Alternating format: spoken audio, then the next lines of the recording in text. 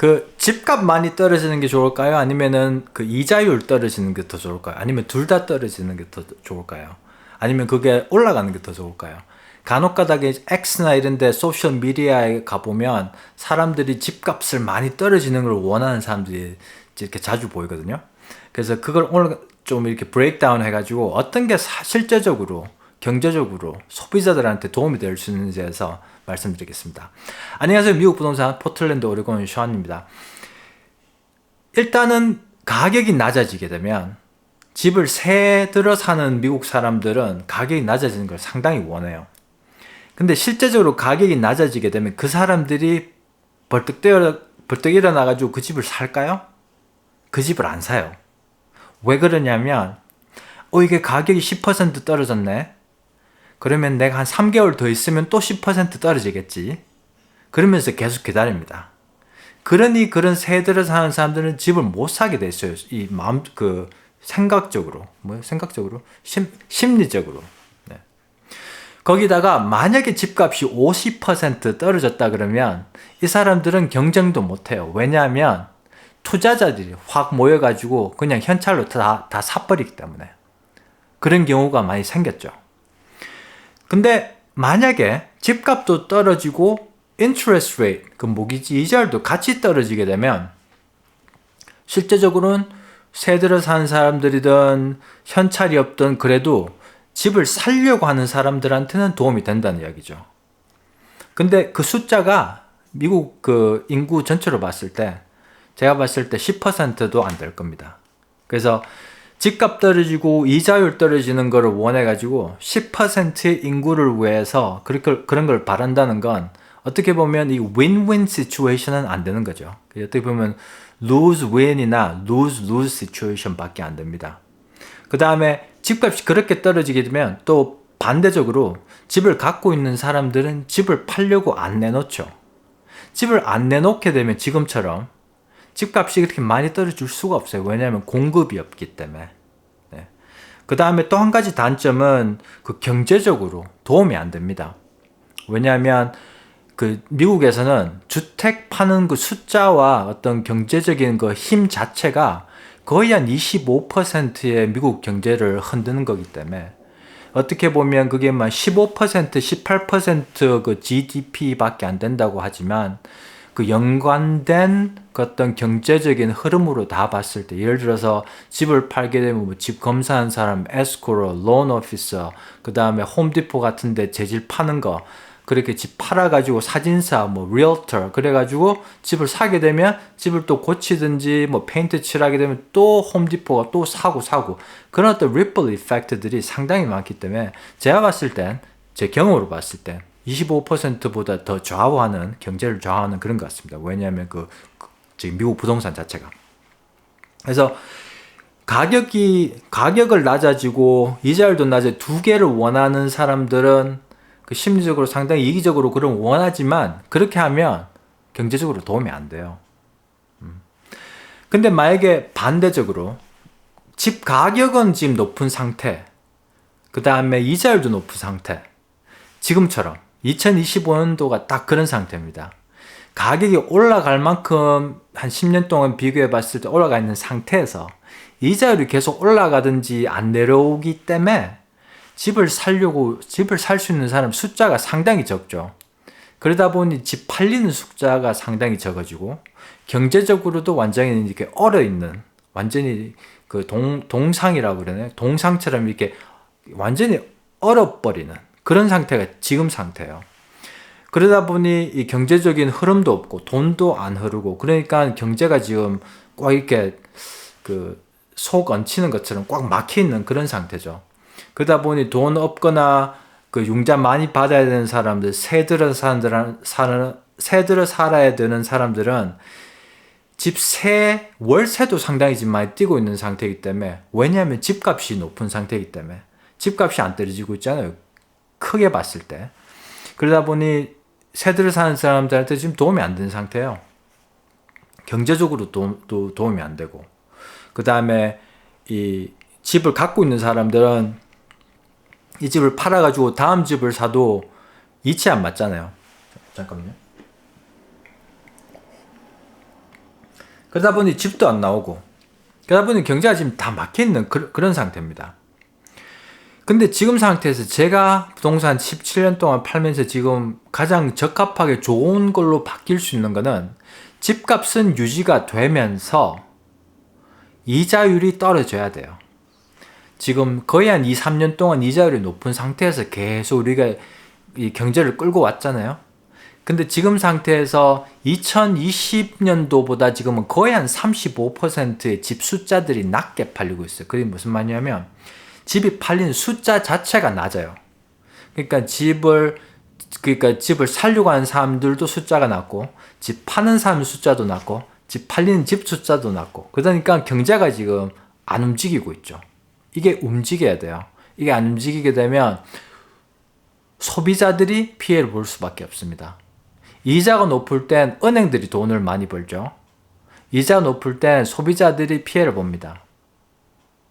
왜냐하면 경제도 막혀 있고 살 수도 없고 팔 수도 없고 꽉 막혀 있어요. 그래서 가장 적합한 상태는 어느 정도 가격은 유지가 되든지 아니면 올라가더라도 너무 급격하게 올라가지만 않으면 건강한 것 같고요. 이자율 자체는 2020년도처럼 3% 미만으로 떨어지게 되면 그건 건강하지 않은 상태입니다.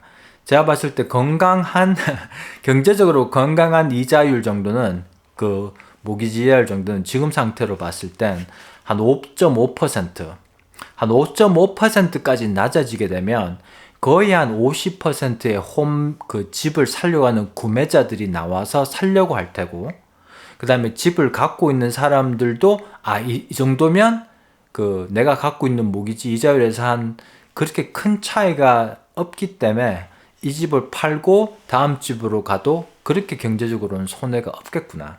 그러면서 집을 내놓으려고 하는 사람들이 제가 봤을 때는 30-40% 더 이렇게 늘어날 것 같아요. 그렇게 되면 경제도 어느 정도 풀리고 완화가 되고 집을 사려고 하는 사람들 매달 나가는 그 모기지 금액 자체도 떨어지는 상태죠. 결론적으로 봤을 땐 이게 가격이 상당히 높은데 이자율이 상당히 낮으면 2020년도, 2021년도처럼 집을 사도 모기지 나가는 금액이 저렴하게, 모기지에 나가는 금액이 그렇게 많이 안 뜁니다. 그러다 보니까 사람들이 집을 사게 되는 거죠. 그래서 마지막으로 결론적으로 말씀드리고 싶은 건, 집을 갖고 계신 분들, 집을 팔려고 생각하시는 분들은 만약에 한 1년 동안에 꼭 팔아야 될 이유가 없으면 갖고 계시다가 다음에 제 생각에 한 1년에서 한 1년 반 정도 사이에 한 2025년, 아니죠. 지금이 2025년이죠. 2026년도나 2026년도 말 사이 그 안에 제 생각엔, 이거는 제가 경제적인 재정 조언은 아닙니다. 재정 조언은 아니고 제가 그냥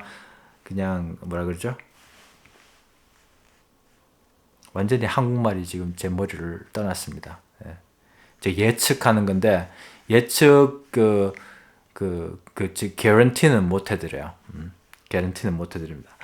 근데 2026년도 안에 제 생각에 하우징 붐이 한 번 더 생길 것 같아요. 한 7, 8% 가격이 뛰는, 그때 가서 파시고 난 다음에 다른 쪽으로 이사를 가시든지 그 돈 이용하셔가지고 라스베가스를 가시든지 그건 이제 알아서 하시고, 근데 꼭 안 팔아야 되면 그러셔도 되는데, 만약에 지금 갖고 계신 부동산을 어떻게 파셔가지고 뭘 좀 해야겠다, 아니면 재정적으로 좀 도움 받는데 지금 집을 팔아야겠다, 그런 분이 계시면 지금 봄, 여름이 가을, 겨울보단 훨씬 낫습니다. 그러니 지금 봄이나 여름 전에 집 내놓으시고, 집 내놓으실 때 가격 책정을 잘 하시는 게 상당히 중요합니다.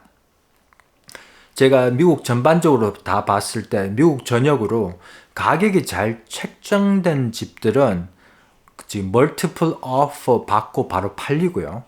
가격 조금이라도 높게 해놓으시면 잘 안 팔리고 다음에 가격 조정을 한두 번 해야 팔리는 경우가 상당히 많이 보입니다. 그러니 이번 해에 지금 좀 재정적으로 도움을 받아야 되기 때문에 팔아야 된다. 그러면 지금 빨리 내놓으시는 게 중요합니다. 가격 책정 잘 하시고요. 그 다음에 구매자 입장에서 만약에 지금 새 들어 사는 분들, 이렇게 젊은 분들 집을 사긴 사야 되는데 언제 사야 되나, 종합적으로 봤을 땐 만약에 지금 재정적으로 6.5% 모기지 이자율에서 맞는 이 경제적으로 이렇게 감당할 수 있는 그런 집이 보이고 그 집 자체가 한 5년, 7년 동안 상당히 많이 이렇게 잘 쓸 수 있는 그런 집이겠다 싶으면 그 집을 사시는 게 중요합니다, 지금. 왜냐하면 그 이번에 트럼프가 그 Fed Funds Rate 하는 그 제롬 파월을 만약에 이렇게 없애든지 다른 사람 교체하든지 뭐 어떻게 해가지고 이자율을 만약에 낮추게 되면 한 5.5%까지 낮춰버리게 되면 집값이 뛸 수밖에 없어요. 왜냐하면 집 살려고 하는 사람들이 엄청 또 많이 나와버리기 때문에. 그런 사람들이 나오기 전에 1% 더 내고 다음에 리파이 하든지 아니면은 그걸 감당하실 수 있으면 지금이 제일 좋을 때입니다. 제가 봤을 때. 제 느낌으로 아까 그 2026년도 안에 그 집세 붐이 한 번 더 생긴다고 한 그 원인 자체가 제가 봤을 땐 정치적으로 이게 이자율이 한 번 정도는 낮아지게 되는 일이 생길 수밖에 없는 것처럼 보여져요, 지금. 정치적으로 봤을 때. 특히나 유럽 쪽에는 지금 그 이자율을 한 7번 정도 지금 낮췄다고 그러거든요. 근데 미국 같은 경우에는 지금 계속 올라가고 있었던 그런 상태예요. 어떻게 보면. 그러니 한두 번은 그 모기지 이자율이 낮아지는 경우가 올 거기 때문에 그게 너무 많이 낮아져 버리게 되면 집값이 뛸 수밖에 없기 때문에 그러다 보니 지금 감당하실 수 있으면 2025년 봄, 여름에 장만하시는 게 현명합니다. 그 다음에 만약에 그렇게 하신다면 가격 흥정 잘 하시고 집이 이렇게 다음에 팔 때 잘 팔릴 수 있는 집, 이게 잘 안 팔리는 집들은 바쁜 길 옆에 있는 그런 집은 피하세요, 웬만하면. 근데 만약에 바쁜 길 옆에 있는 집도 가격이 엄청 좋게 사시게 되면 또 괜찮아요. 왜냐하면 팔 때 싸게 팔면 되니까, 그죠? 네, 그건 뭐 이렇게 제가 봤을 때 한 10가지 정도 집 잘 팔리는 집, 안 팔리는 집, 거는 제가 다음에 비디오를 따로 만들어 드려야겠고, 일단 집을 살려고 하시는 분들, 만약에 경제적으로 괜찮으시면 제가 한 번 더 반복해서 말씀드리겠습니다. 지금 괜찮으시면 좋은 집 보이면 장만 지금 하세요. 하시고 흥정 잘 하시고, 그 다음에 셀러한테 리페어 같은 거, 수리 같은 거 좀 많이 해달라고 부탁하고, 그렇게 해서 흥정해서 잘 사시는 게 중요합니다.